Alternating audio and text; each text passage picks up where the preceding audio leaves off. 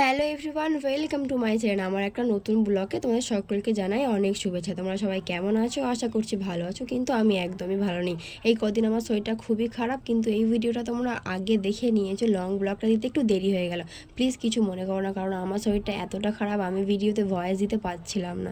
খুব শরীরটা খারাপ ছিল, তাই জন্য লেট হয়ে গেলে ভিডিওতে ভয়েস দিতে আর তোমাদের সঙ্গে পোস্ট করতে। তোমরা একটু মানিয়ে নিও প্লিজ। এখন একটু শরীরটা ভালো হতে আমি ভাবলাম যে এই ভিডিওটা অনেক দিন আগে কাটতো, এই ভিডিওটাই ভয়েসটা দিয়ে দেওয়া যাক। আমরা ঈদের সময় ঘুরতে গেছিলাম, তোমাদের শর্ট ব্লগে দেখেই নিয়েছো, তো সেইখানকার পার্কের আজকে লং ব্লগ তোমাদের সঙ্গে শেয়ার করব।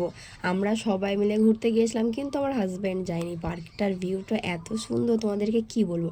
আমাদের কাছাকাছি সুন্দর জায়গা বলতে আমরা ডায়মন্ড হারবারটাই বুঝলাম, কিন্তু এখন এই পার্কটা হয়ে গেছে। এই পার্কটা আমাদের এখানে, আমাদের বাড়ি থেকে কিছুটা দূরে, কতটা দূরে হতে পারবে আমি ঠিকঠাক বলতে পারবো না, কিন্তু অনেকটাই কাছে, ডায়মন্ড হারবারের থেকেও কাছে। সুন্দর লাগছে ভিউটা। তোমাদের কেমন লাগছে কমেন্ট করে জানাতে ভুলো না কিন্তু। হুট করে কোথাও যাওয়ার প্ল্যান হলে দেখবে সত্যি খুবই ভালো লাগে। এখানে তো আমরা হুট করে প্ল্যান করেছিলাম যে ঘুরতে যাবো, 5 মিনিটের ভিতরে সবাই মিলে রেডি হয়ে গিয়েছিলাম, আর তাড়াহুড়ো করে গাড়িতে উঠে নিয়ে এখানে পৌঁছে গেলাম। এখানকার লোকেশনটা সত্যি খুব সুন্দর লাগছে। আমাদের বাচ্চারা তো এসে নিয়ে সব খেলনাগুলোতে চড়তে ব্যস্ত, আর আমরাও ভিডিও করতে ব্যস্ত। এত সুন্দর লোকেশন, এত সুন্দর ভিউ দেখলে কে না ভিডিও করবে বলো। প্রত্যেকটা জায়গা এতটা সুন্দর, কি বলবো, আমার তো সত্যি মন থেকে খুবই ভালো লেগেছিল।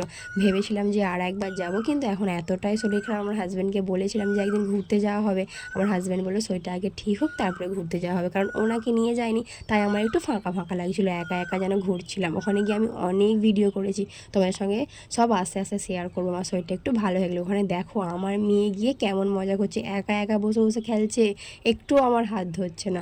সবাই মিলে তো ওকে দেখেই আমরা অবাক হয়ে গেলাম যে ও এত ভালোভাবে খেলছে একা একা। এখানটায় দেখো এই পুকুরের ভিউটা এত সুন্দর লাগছে, চারিদিকে শুধু লাইট দেয়া, খুব সুন্দর লাগছে। আমি ভাবছিলাম একটু পুকুরের দিকে যাব, কিন্তু আমার ছোটো ননদ বললো ভাবি যেও না, পড়ে যাবে। কিন্তু খুব ভালো লাগলো আমার এখানে ঘুরতে এসে। একটা খোলে সকাল 10টা থেকে, আর সন্ধ্যা 7টা কি 7:30টার মধ্যে বন্ধ হয়ে যায়। আমরা তো ঘুরতে ঘুরতে ভুলেই গিয়েছিলাম যে ওখানে কটা বাজে।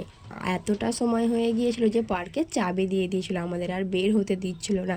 তারপরে আমরা অনেকক্ষণ ধরে সবাই মিলে ওয়েট করছিলাম। আমরা একারা ছিলাম না, আরও অনেক লোক ছিল, কিন্তু ওনারা চাবি দিয়েছিল, কারণ ওনাদের রুলস তো ওনাদের কমপ্লিট করতেই হবে। তো সেই মতো আমরা ওখানটায় অনেকক্ষণ ধরে দাঁড়িয়েছিলাম। আবার এই দিকটায় চলে এসে এই ভিউগুলো দেখছিলাম। ওখানে আবার সেলফি জোন আছে, ওখানে আবার সবাই মিলে সেলফি তুলছিল। এই দেখো গেটটা কেমনভাবে বন্ধ করে দিয়েছে, সবাই মিলে ঘোরাফেরা করছে। আর বড়দা তো বলার চেষ্টা করছিল যে গেটটা খোলো, তো ওনারা সবাই মিলে বললো যে ঠিক আছে, আমাদের টাইম হলে আমরা খুলে দেবো।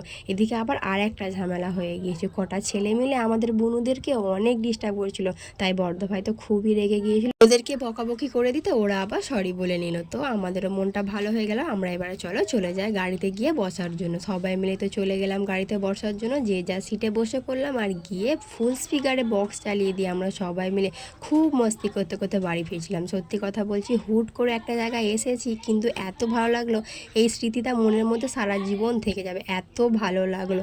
আর রাত্রের ভিউটা দেখো, জাস্ট ওয়াও, সুন্দর একটা গান বাজছে, তার সঙ্গে সবাই মিলে মস্তি করতে করতে বাড়ি ফিরছি। খুবই তো ভালো লাগবে। তোমরা কে কে ঘুরতে ভালোবাসো আমাকে কমেন্ট করে জানাতে ভুলো না কিন্তু। সবাই মিলে খুবই মজা করলাম। আরও অনেক জায়গায় ঘুরতে যাব, আরও অনেক সুন্দর সুন্দর ব্লগ তোমাদের সঙ্গে শেয়ার করব। তোমরা আমার পাশে থেকো, আমাকে সাপোর্ট করো। তোমরা না থাকলে আমি কোনোদিনও এগিয়ে যেতে পারবো না। চলো, আমি তো বাড়ির কাছাকাছি এসে গিয়েছি, কিন্তু আমরা খাবার ব্লগটা নিতে পারিনি, কারণ ছোট মেয়ে ছিল আমার কোলে, আমি আর খাবার ভিডিওটা করতে পারিনি। ওরা সবাই মিলে খাচ্ছিল আর আমার গালে দিচ্ছিল, আমি সেইভাবে তাড়াতাড়ি করে খেয়ে নিয়েছিলাম। ব্লগটা তোমাদের সঙ্গে শেয়ার করতে পারলাম না, সরি। সবাই ভালো থেকো, খোদা হাফেজ সকলকে, বাই বাই।